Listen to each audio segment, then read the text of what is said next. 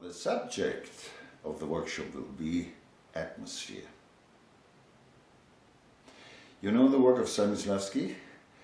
He developed a lot of tools which are stimulating the subconsciousness, but through questions of psychology. Stimulating emotional memories or subtext and so on.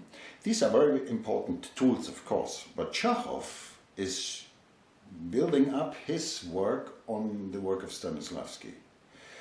And his interest was the interest in the life forces in the actor. So, we are working with all the tools in the workshop of Chekhov, but we are focusing on the life tools. And there are two tools which are focusing on life. The first thing is atmosphere, and the second thing is rhythm. What does it mean, atmosphere? Atmosphere is coming from the Greek word atmos, sphera. Atmos means something like dust, and sphera means bubble. And if you, for example, look like a child is growing inside of a woman, it's swimming in a bubble and there's water in it. And dust is something like thin water. So, in this bubble, their life is created. If the embryo is going out of this bubble, it immediately will die. And the same thing is happening with the Earth atmosphere. It's a bubble around the Earth, a very thin skin, and inside there is something like thin water, the air, and there life can grow. Living processes can grow. Outside of this, in the cosmos, there's dead. So you need spaces where life can be created on the stage as well. And the second thing is the rhythm. Everything which is living is developing through rhythm processes. For example, the heartbeat.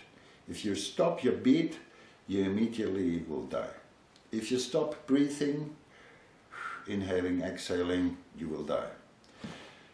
The same thing is happening with the sun and the moon, the rhythm of day and night, or the rhythm of the sea, the waves, and so on.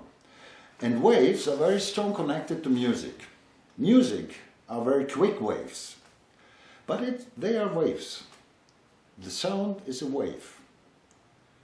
And there are sounds which are very high resonant frequency and very low frequency. And most of the sounds are outside. You cannot hear them, but you can sense them. And atmosphere is something like a space of sound.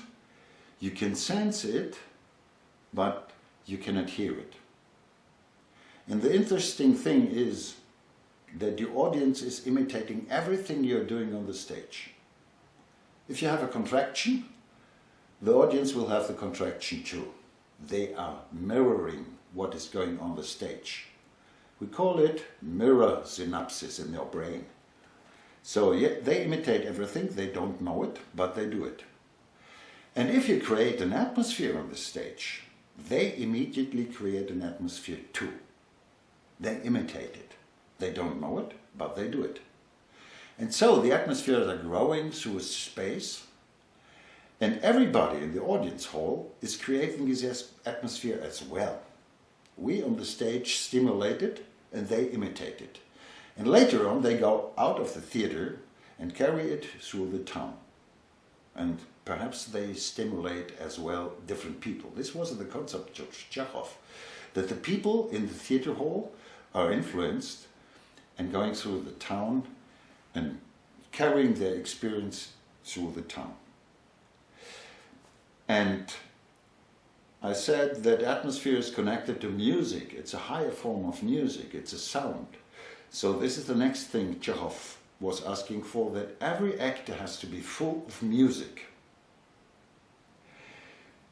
And the atmosphere is connected to music.